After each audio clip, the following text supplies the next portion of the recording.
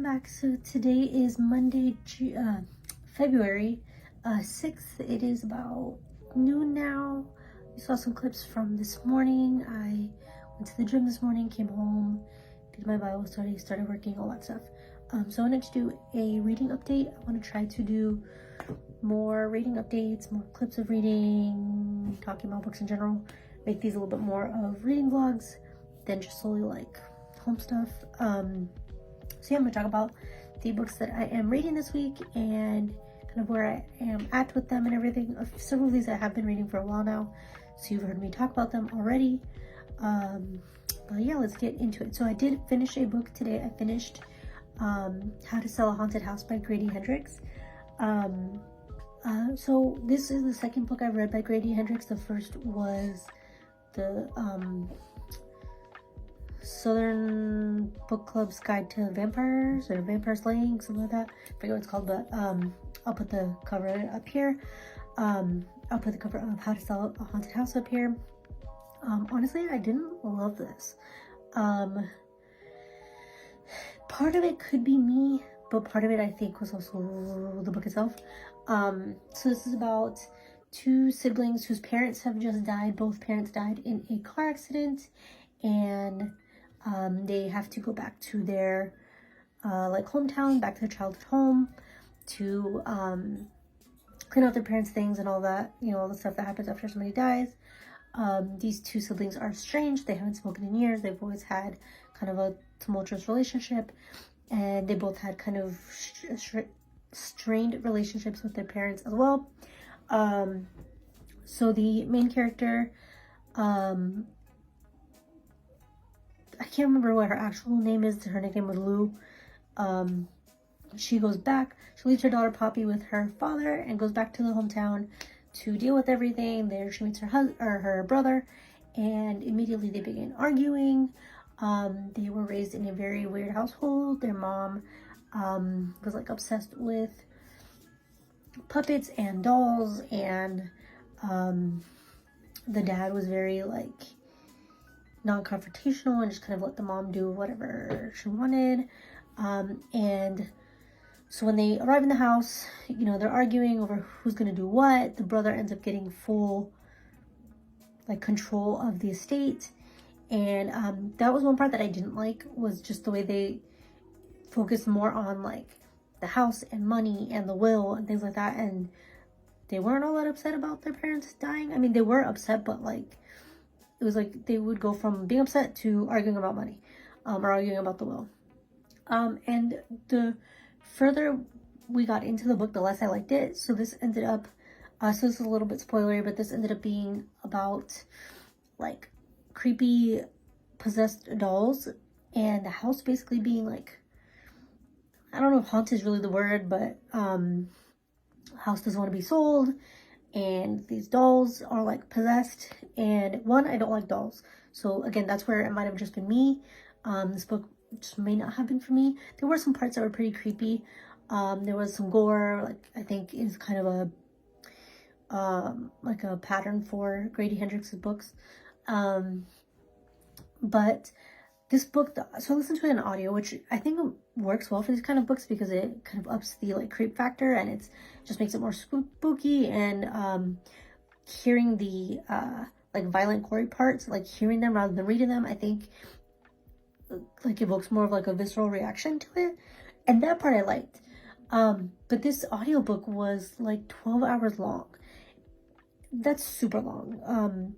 And it's funny because I'm biting my tongue now, because the other day I was talking to my coworkers and they were saying that they didn't like super long audiobooks.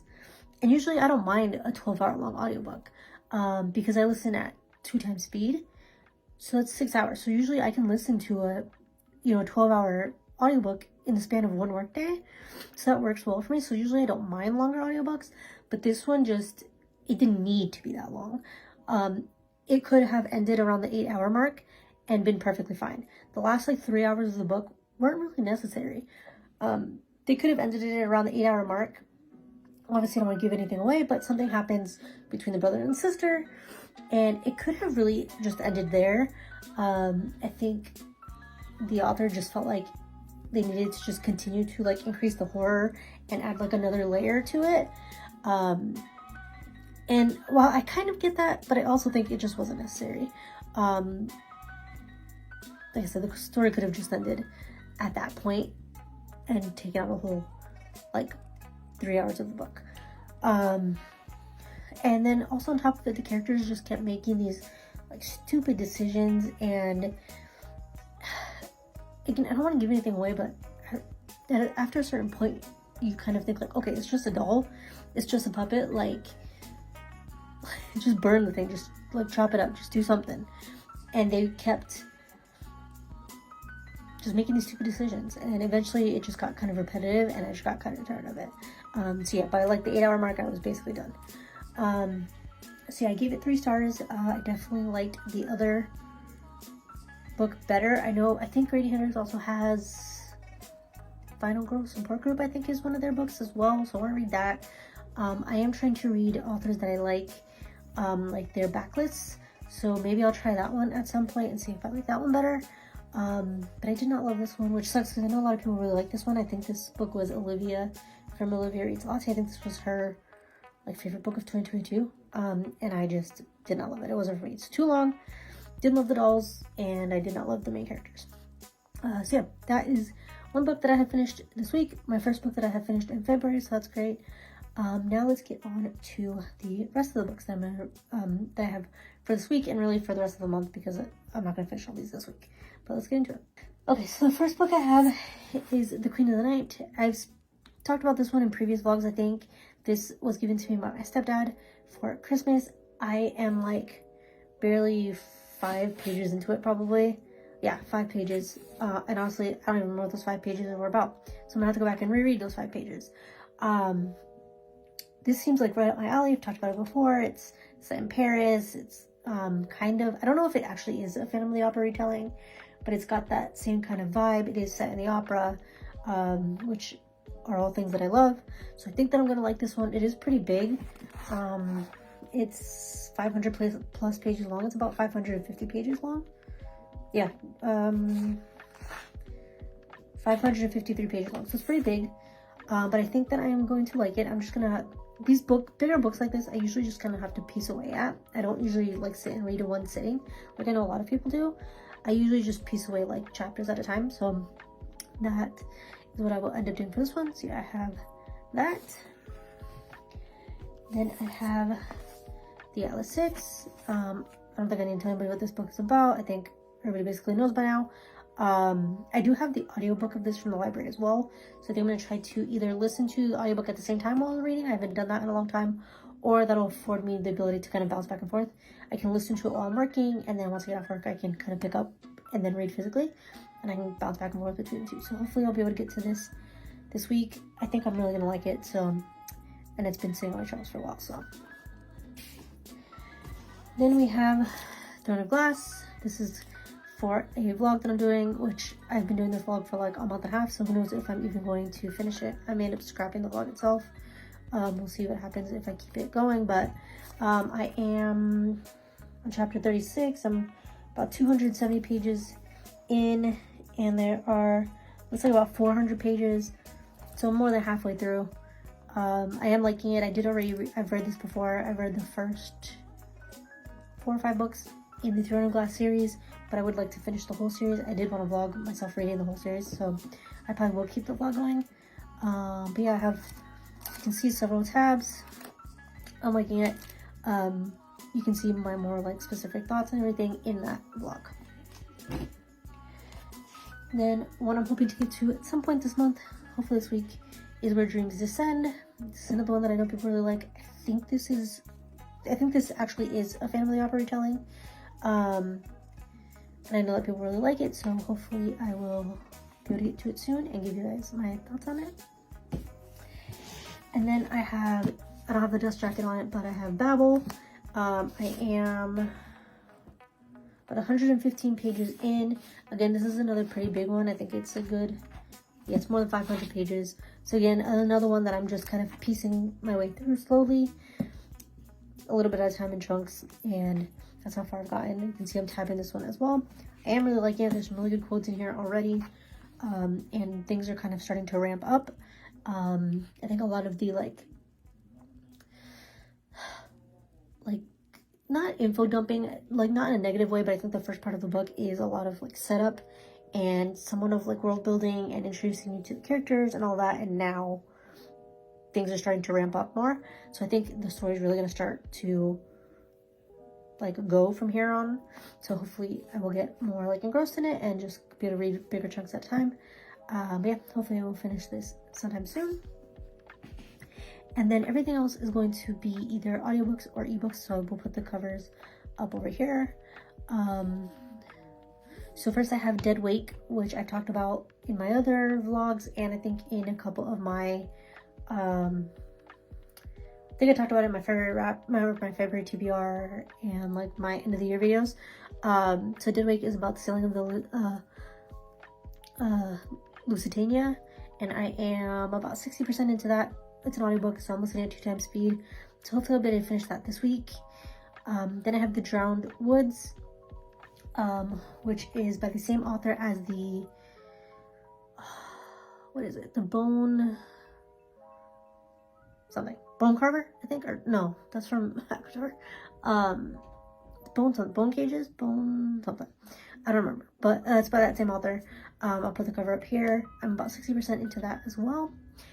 This is kind of one, it's sapphic. 2, is about people who can have different magic and can do like manipulate different things.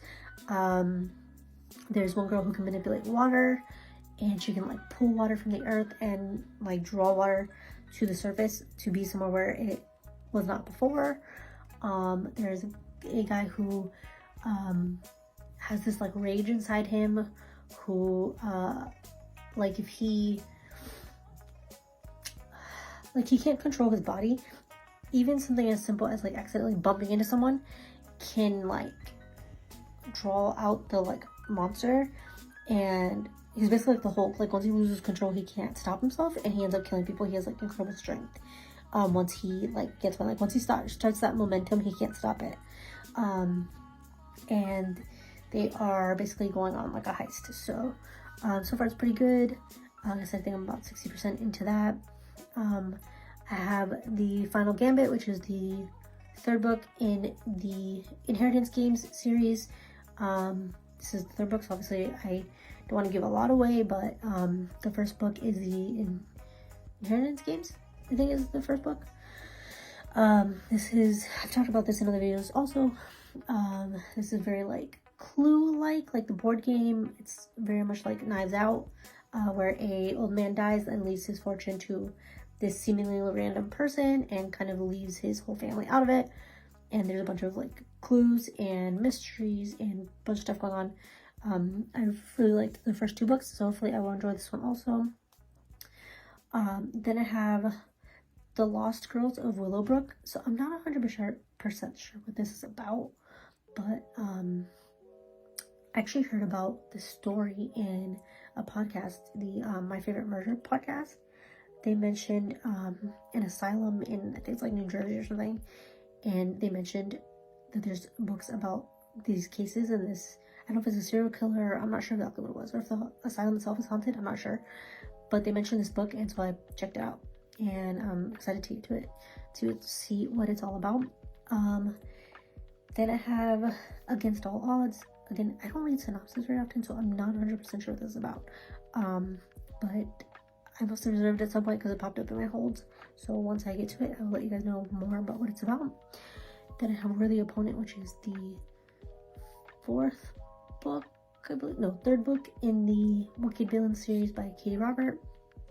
This one is a Tink and Hook like love story romance. So I'm like 20% into the way into that. I have Someone Else's Shoes by Jojo Moyes, I think is how you say it. I talked about that last week too. About 20% into that. Then I also have arcs of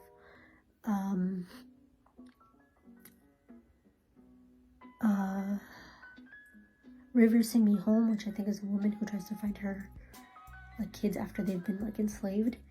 Then I have Ninth House, which I'm going to be rereading before I get to Hellbent, so I'm trying to read both of those.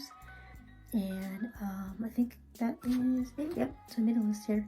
That is all of them that I have for this week, so I will update you guys as I continue reading throughout the week and as I finish books, and I will check back in later.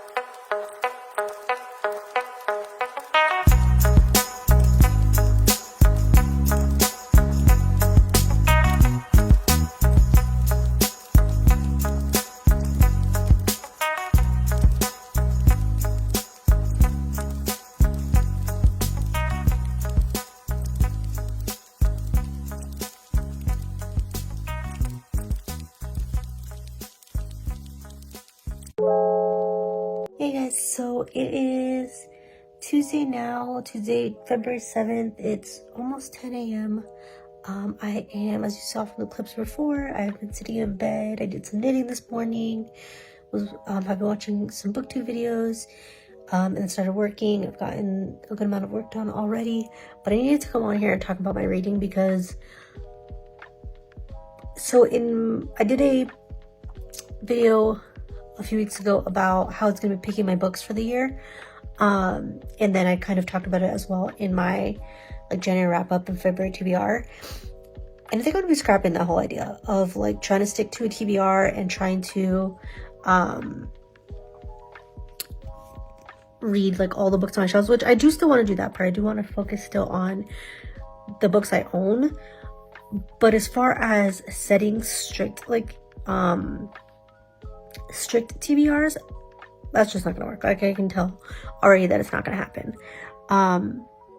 I have been watching booktube for the last few hours this morning, trying to catch up on some videos, and I already know that there's no way that I'm sticking to a TBR. I have become too much of a mood reader, and when I hear about a book, whether it's on booktube or I see something on Bookstagram, whatever the case is, I want to read it right then and there, and I am always immediately just looking on Overdrive or Libby or Kindle Unlimited or wherever to see if I can find this book, and I want to read it now. And I know that if I just put it on my to be read shelf, on Goodreads, it could be years before I get to it. And I just want to, I just want to read it right now. So I have ended up, I went from having 4 or 5 books, audiobooks on my library app to having 12 just in the last 2 hours. So I think what I'm going to do is, I don't want to stop that, because I think that's when I learned last year that allowing myself to mood read and read, the things that I feel that way about, things that I want to read right this second, that's when I do my best reading. I read the most amount of books last year that I have in a long time, and I read so many good books last year that I probably otherwise wouldn't have read, and so I don't want to, hinder myself and stop myself from reading the things that I want to read, because I feel I have to stick to a TBR. So I'm going to, I'm just going to allow myself to, I'm going to allow myself to read what I want to read when I want to read it. Like I said, the one kind of stipulation to that will be that I do want to read the physical books on my shelves. But right now I do have 6 books, physical books that I own that I'm reading. So it's not I'm completely ignoring them, but also there's nothing wrong with reading the books that I want to read and still allowing myself to be a mood reader when they're audiobooks, and I can just listen to them while I'm working. So I can kind of have the best of both worlds. So yeah, I have added a ton of books to my library app, like I said. All of them have been Tbr'S. I've put a bunch of books like on hold that I'm waiting for now. Yeah, I'm really excited. Like I keep telling myself like, no, I want to like stick to my TBR. Like I have all these books that I wanted to read, or that like I put on that list, and I keep trying to like force myself to stick to that, and I don't want to do that. So yeah, the books that I talked about yesterday are still books that I'm going to read this week. I'm gonna have to figure out how I do my like TBRs going forward. I think it's gonna be more of what books do I want to read this month, or what books am I currently reading this month, versus these are the books I am for sure going to read. Like it's gonna be more open-ended than specifically these are the books I am going to read this month, if that makes sense. So yeah, it's been a good morning. It's been a slow morning. Like I said, just knitting, working on my reading blanket for the year. I talked about that in previous vlog. Each color is associated with a different star rating on books I've read. So I just finished doing the knitting for Secretly Yours. I'm about to start the knitting for How to Sell a Haunted House, which was a 2-star. So that is white yarn. The color that is associated with that is white. So I'm gonna start knitting that. I love how this is turning out so far. It's definitely not perfect. I'm not like the best knitter in the world. There are like some mistakes. It's not all even, but you know what? It doesn't need to be perfect. It just makes it feel more like cozy and homemade that way, which I'm fine with. So yeah, I'm gonna get up, get myself going. Today I didn't go to the gym this morning, so I wanted to allow myself to relax. So I slept in a little bit. So I'm gonna get up, get the bed made, get these pups up. There's one, she's right here. Actually, he's right here, Boston's right here, and then Lily's right here. So get them up, get myself some breakfast made. I want to try to clean out some stuff today. You know, obviously we're still working towards moving and all that, so we need to start cleaning out the house. So I think I'm gonna focus on like underneath the sinks today, like the sinks in the bathrooms. We have, you know, you accumulate tons of like body care stuff and stuff that you don't use, stuff that's expired that you forgot you had, all that. So I think I'm gonna go through those and start getting rid of stuff. Today I may try to do the kitchen sink, or underneath the kitchen sink as well. So we'll see how that goes. And yeah, I will check back in later. I'm reading Babel right now. I think Ray and I are gonna do buddy read of the Throne of Glass series, which will be exciting. So I'm gonna hold off on that until she picks up her copy and we can kind of move forward together. And then start listening to some of these audiobooks. So yeah, I'll let you know what I listen to later on.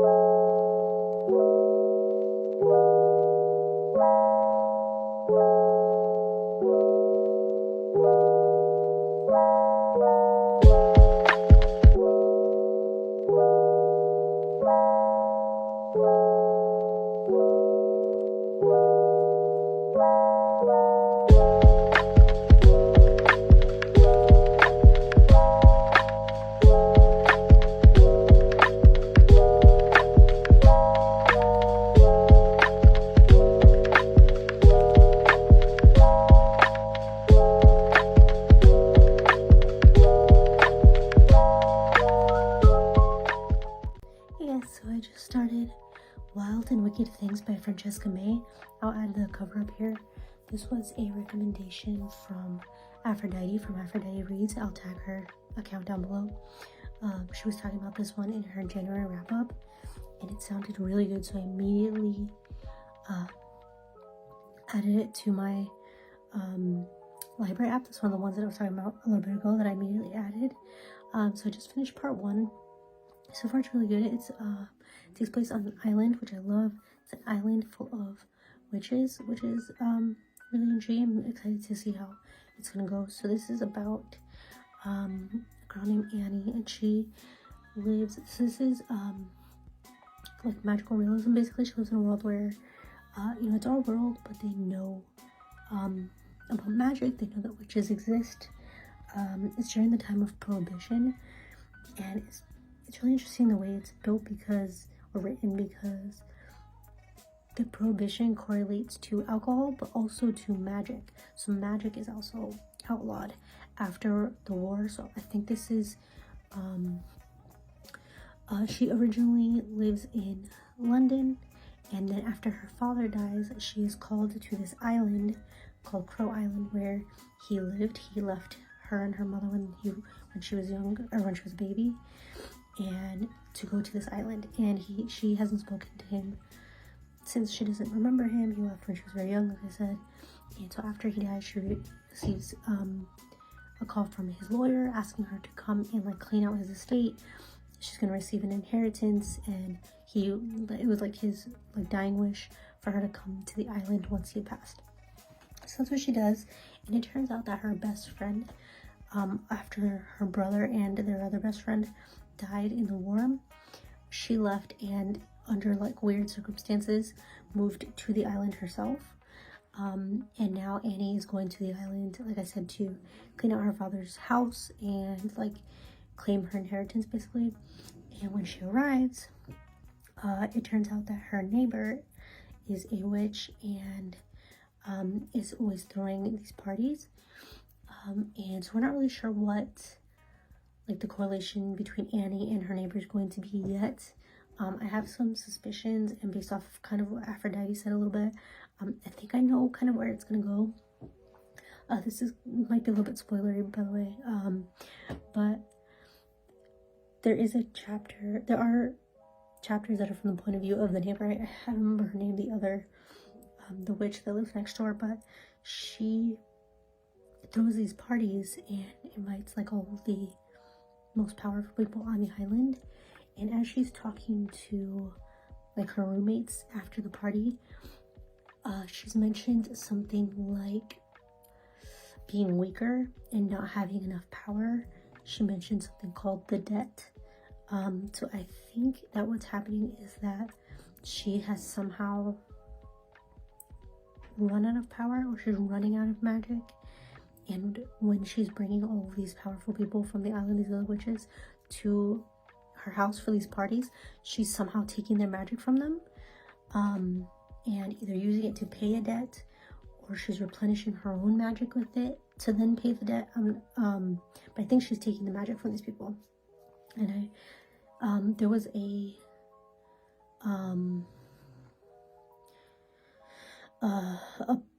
prologue was the beginning of the book, I think.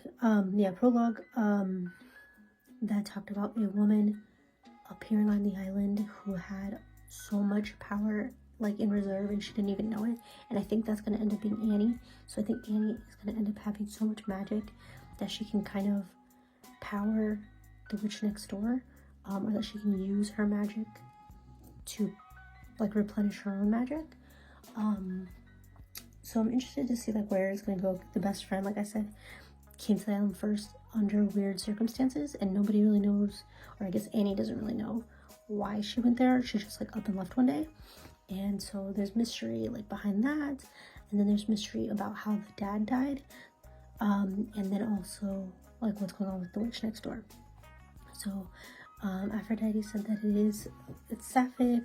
I guess the witch next door is more like masculine. She's kind of butch, which I like as well. And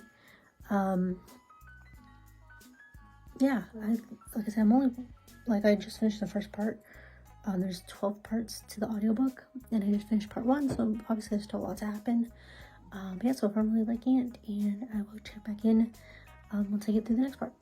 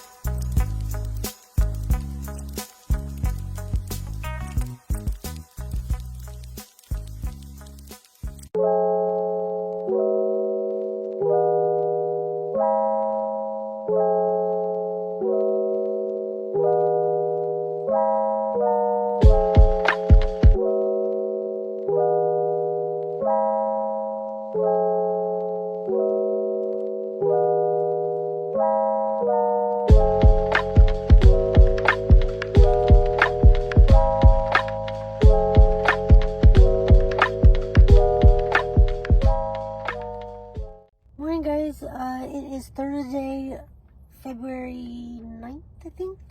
Now it is about 7:30. I am leaving the gym, about to head home. I'm going to head home, make myself a smoothie for breakfast, and then probably try to get the kitchen and stuff cleaned up before I have to start work, empty the dishwasher, do all that. And yeah, I'm listening to Dead Wake right now. On part 8 of 11, so I'm hoping I can finish it today within the next few hours. I think I have maybe like an hour and a half left. So hopefully I'll get that done today. And then I can focus on the other audiobooks I have going. And yeah, that's basically it for right now. I'll do more of a reading update later once I'm in my office working and everything. I just wanted to check in for this morning, so I'll see you guys in a little bit. Hey guys, so it is about 8:30 now on Thursday. I thought that I would do a quick reading update. I did finish Dead Wake earlier today. It was pretty good. It was informative. This is about the sailing of the Lusitania. I think I talked about it in previous vlogs, but it's basically takes place just after the sinking of the Titanic. I didn't mention that this is a nonfiction. So after the Titanic and during World War I, cruise liners, like civilian cruise liners, were being targeted by Russian U-boats or submarines. And so the story has two like POVs kind of. So from the POV of the people on one of the U-boats, the captain of one of the U-boats, and it's like his history, his story leading up to his command to fire upon and in turn sink the Lusitania. And then it's also from the POV of I forget his first name but last name Turner, Captain Turner, who was the captain of the Lusitania on this particular sailing. So it's about same thing, his history, how he became the captain, and kind of his like career throughout like his naval career, and yeah, and how the ship sank. And then it was also about the people who died, but as well as like the survivors. And I really enjoyed it because they had, especially like the second half. So the first half was like the build up to of like these, it was a build up of both these men's like careers and their diverging paths, what led them to be respectively like the captains of each one, a Russian U-boat and the other an English cruise liner. So the first half was a little bit, I wouldn't say boring, but it just kind of wasn't what I was listening to the story it wasn't what I was listening to the story for. I kind of just wanted to know about the Lusitania itself, but it was interesting to kind of see how they each came to be where they were, and how like the lead up to that day and everything. But the second half of the book was definitely better. You got to hear different accounts from different passengers, and just like with the Titanic, there were a lot of notable passengers. It seemed like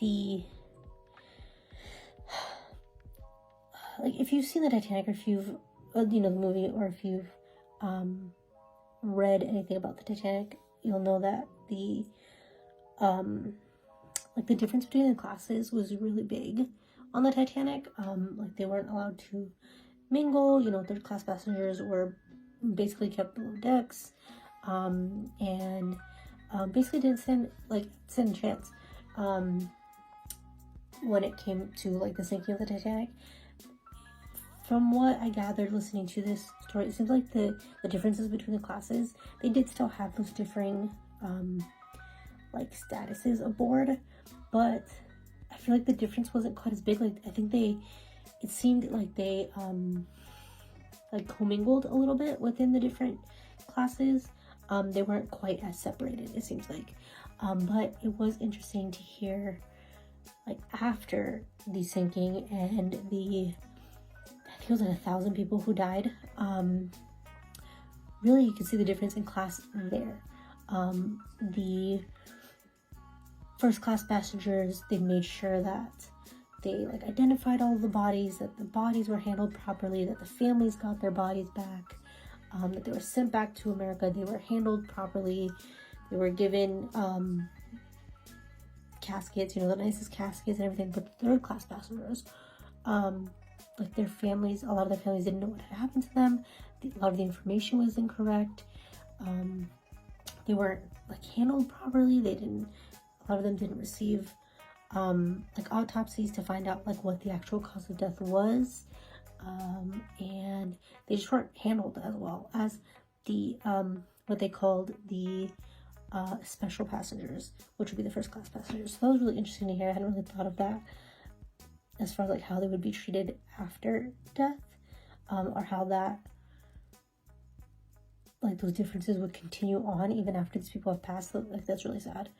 Like for example, they talked about how a lot of them were just kind of put into like mass graves, and their bodies weren't even sent back. Like a lot of the Americans, their bodies were just put in mass graves if they were like third-class passengers. A lot of them, their bodies weren't even sent back to the U.S., which is crazy. So yeah, it was good. I ended up giving it 3 stars. I don't really like, I don't officially rate these, but like I said, I think the beginning of it was a little more like informational than it probably needed to be.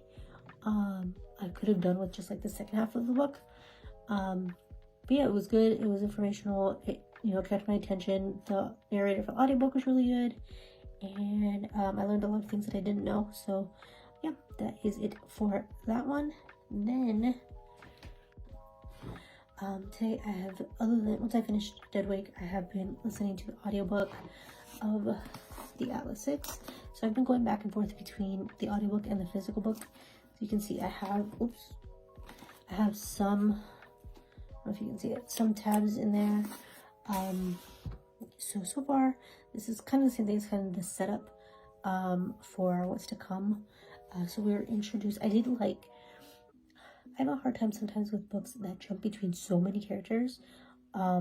There's 6 of them, the Atlas 6 obviously, and it jumps around between their different like storylines, and their different POVs, and sometimes I have a hard time keeping track of like who's who and who's doing what. So I ended up writing it down, so that I could kind of come back to it if I need to, which I may end up putting it in the book itself. I've seen a lot of people do kind of like journaling inside the actual books, and I love the idea of that, so I may end up putting it in there.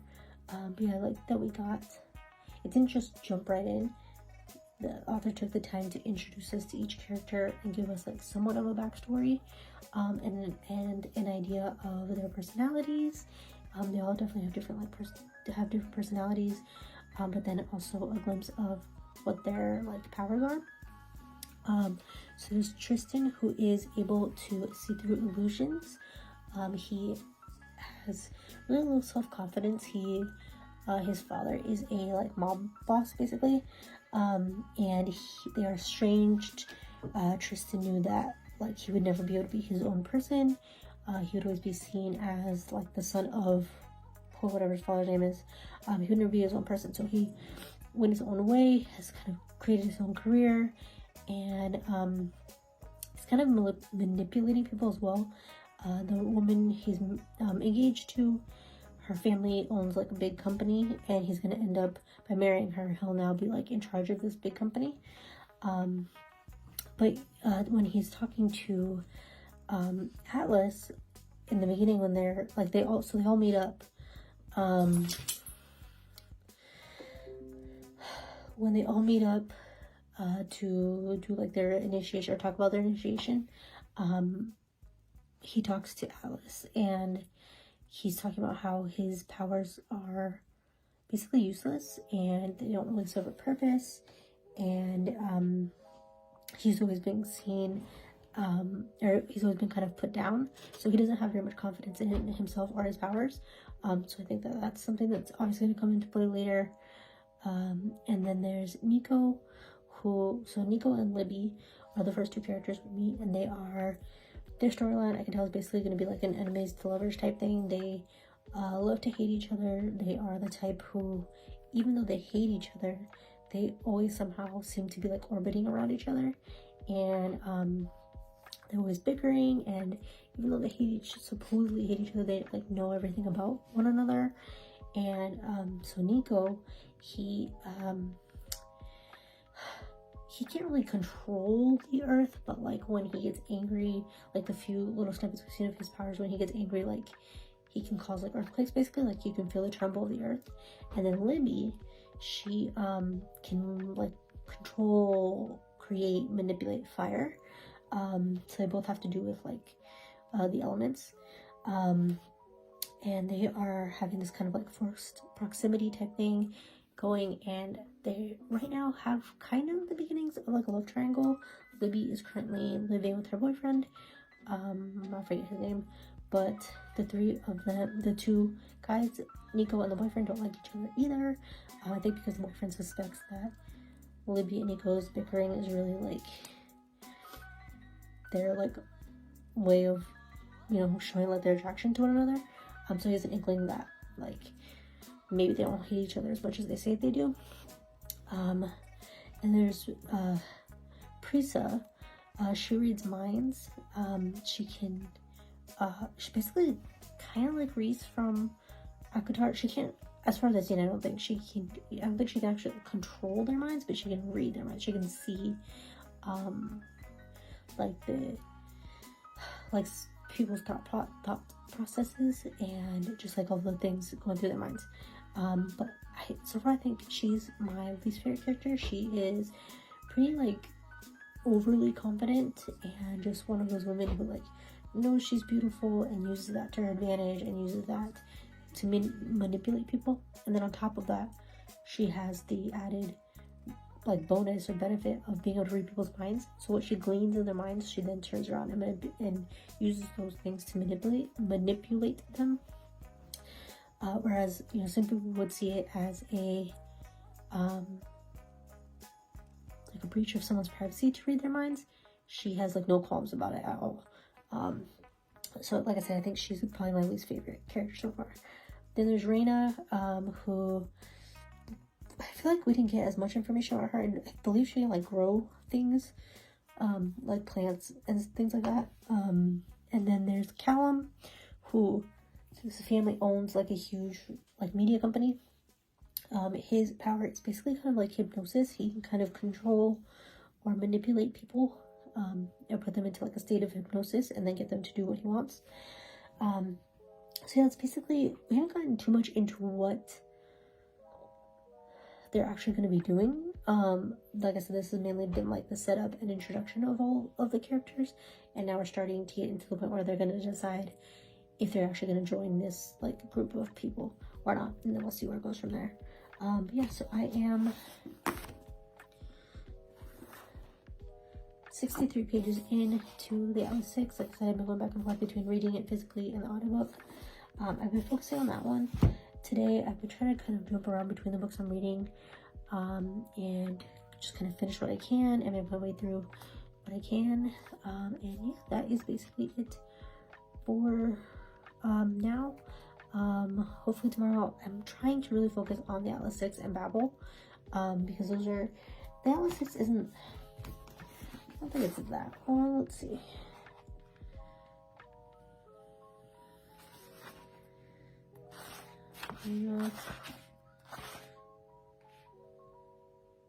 So there's a short story at the back, but the actual like book itself is 385 pages long, so not too long.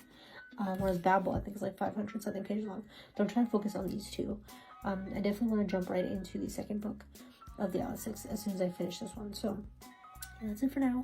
I will check back in tomorrow and let you guys know where I am and give you an update on my reading then.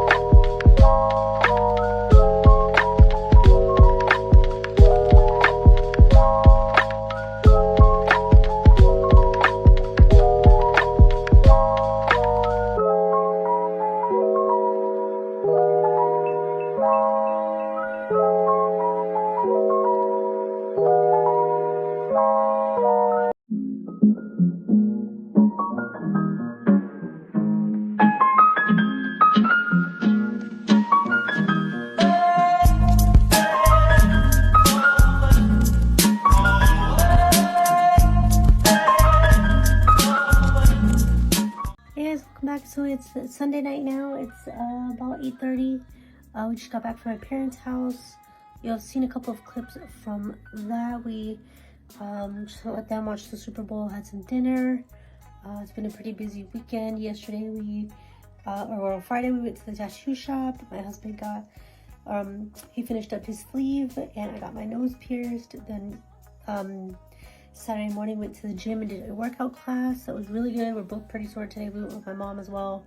And then last night we went to church and out to dinner to a Japanese steakhouse. I ended up not getting any footage of that because my parents invited one of their friends to come with. And then today we had Super Bowl dinner at my parents' house and all that. So yeah, it's been a pretty good week. I'm going to be ending this vlog here. I'll follow up with my reading and do like a reading update and stuff in tomorrow's vlog. So thank you for following along this week. I hope you had a great week, and I will see you in the next one.